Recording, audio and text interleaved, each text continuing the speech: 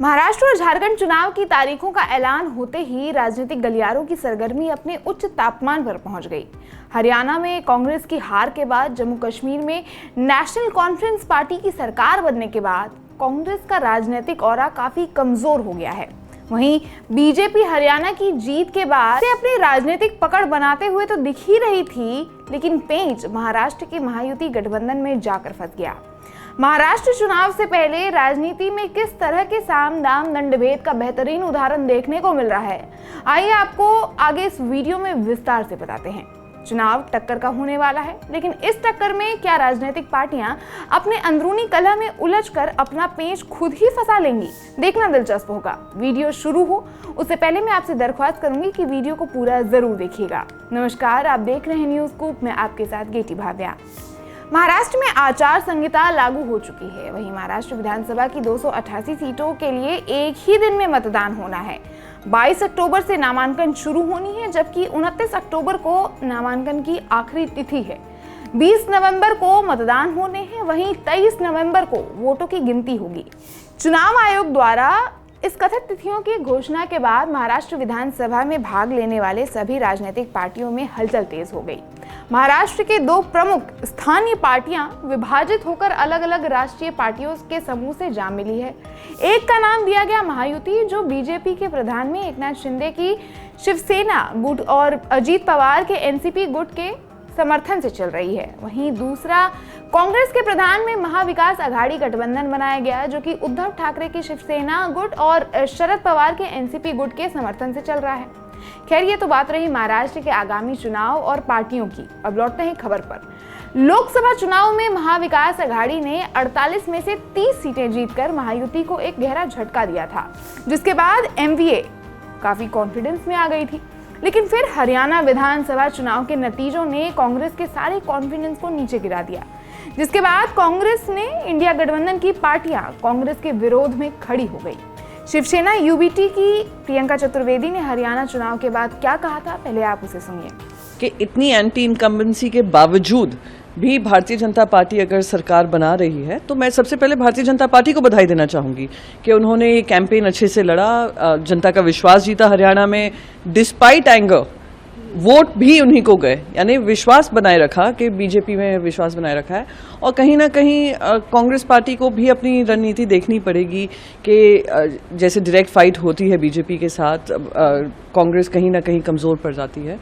आपको बता दें कि चुनावी घोषणा होने के बाद महाविकास आघाड़ी की मीटिंग हुई, जिसमें 260 सीटों पर सभी पार्टियों की सहमति बन गई, जबकि 25 से 30 सीटों के बंटवारे को लेकर तीनों पार्टियों में मतभेद अब भी जारी है। लोकसभा के दौरान सीट आवंटन और उम्मीदवारों की घोषणा करने में महाविकास आघाड़ी ने बढ़त ली। इसका फायदा उन्हें चुनाव में हुआ था। अब महाविकास आघाड़ी उसी पैटर्न को विधानसभा चुनाव में लागू करने की कोशिश कर रही है। महाविकास आघाड़ी का सीट बंटवारे का फॉर्मूला सामने आ गया है। इसकी घोषणा जल्द ही महाविकास आघाड़ी के नेता प्रेस कॉन्फ्रेंस कर बता देंगे। लोकसभा में महाविकास आघाड़ी में सबसे ज्यादा सीटों पर शिवसेना ठाकरे गुट ने चुनाव लड़ा था। उसके नीचे कांग्रेस, फिर शरद पवार गुट के लिए सीटें छोड़ी गई। लेकिन लोकसभा में प्रदर्शन को देखते हुए कांग्रेस को विधानसभा में ज्यादा सीटें मिलेंगी। कांग्रेस 119 सीटों पर चुनाव लड़ेगी, इसलिए महाविकास आघाड़ी में कांग्रेस पार्टी बड़ा भाई बनेगी, एक तरीके से बड़ा भाई बनेगी।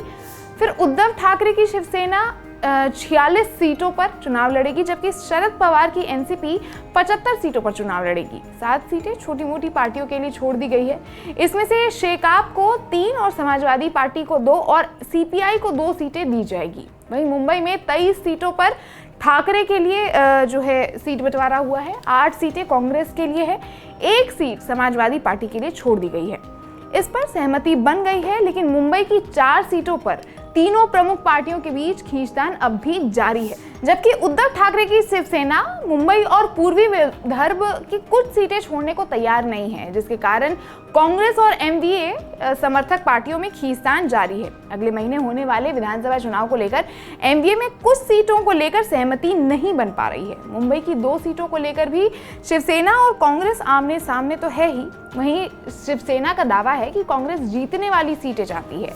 तो इन लोगों को क्यों वोट दे? जोड़ तोड़ करके पार्टी बनाया, अपनी सत्ता बनाई, दूसरे के पार्टी को तोड़ा, इसमें खोके 50-50 करोड़ का व्यवहार हुआ। और ऐसी सरकार कि जो महाराष्ट्र के स्वाभिमान का पुतले में भी कमीशन खाती है, जो महापुरुष है, तो ऐसे सरकार को क्यों लोग चुनेंगे? वहीं महायुति का भी एक जैसा ही हाल है। महायुति ने 260 सीटों पर सीट शेयर कर लिया है। भाजपा 142 सीटों पर चुनाव लड़ेगी, जिसमें शिवसेना 66 और एनसीपी 52 सीटों पर चुनाव लड़ेगी, जबकि भाजपा, शिवसेना और एनसीपी के बीच दावों और प्रतिदावों के चलते बचे हुए 28 विधानसभा सीटों पर बातचीत जारी है। इसके अलावा चर्चा ये भी है कि एंटी इनकम्बेंसी के तहत पार्टियां सीटों का अदला बदली भी कर सकती है। वहीं संभावना है कि बीजेपी के पहले लिस्ट में 100 उम्मीदवारों का नाम शामिल होगा, जबकि 30% उम्मीदवारों के नाम बदले जाने की भी संभावना बताई जा रही है। हाल ही में हरियाणा चुनाव के नतीजों के बाद बीजेपी भी काफी कॉन्फिडेंस में दिख रही है।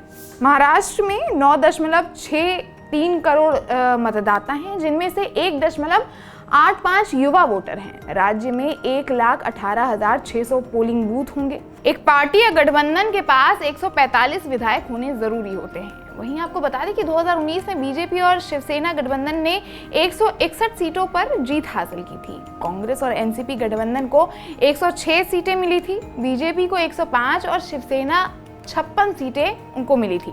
कांग्रेस को 44 और एनसीपी को 54 सीटों पर जीत मिली थी। उस समय बीजेपी और शिवसेना ने गठबंधन की सरकार बनाई थी, जिसे बाद में तोड़ दिया गया था, और उसके बाद ही एकनाथ शिंदे अपने कुछ विधायक लेकर शिवसेना का चिन्ह लेकर बीजेपी से गठबंधन कर महाराष्ट्र के मुख्यमंत्री बन गए थे। अजीत पवार भी अपनी पार्टी तोड़कर एनसीपी के विभाजन का कारण बने थे। हालांकि इस वारदात के बाद महाराष्ट्र की राजनीति में काफी ज्यादा भूचाल आ गया था। विपक्षी महायुति को गद्दार बुलाने लगी थी। बहरहाल 26 नवंबर को महाराष्ट्र सरकार का कार्यकाल अब खत्म हो रहा है और सभी पार्टियां लोक लोभान में जुट गई हैं। हालांकि अगर महाराष्ट्र के मुद्दों को गौर से देखा जाए तो मराठा आरक्षण का मुद्दा इस चुनाव में गरमा सकता है, जबकि पार्टियों में तोड़ फोड़ के आरोप भी लग रहे हैं।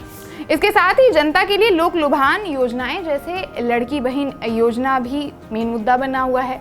महाराष्ट्र के उद्योग धंधों को गुजरात ले जाने का आरोप और लापरवाह प्रशासनिक व्यवस्था और भ्रष्टाचार का मुद्दा शामिल है। गन्ने की खेती और बेरोजगारी भी एक अहम मुद्दा बन सकती है। बाकी आपको क्या लगता है दोस्तों?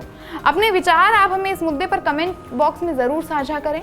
बाकी देश दुनिया की खबरों के लिए जुड़े रहें न्यूज़ स्कूप से, और अगर आपने अभी तक हमारे चैनल न्यूज़ स्कूप को सब्सक्राइब नहीं किया है तो ऐसे ही निष्पक्ष खबरों को देखने के लिए फौरन सब्सक्राइब बटन प्रेस कर दें।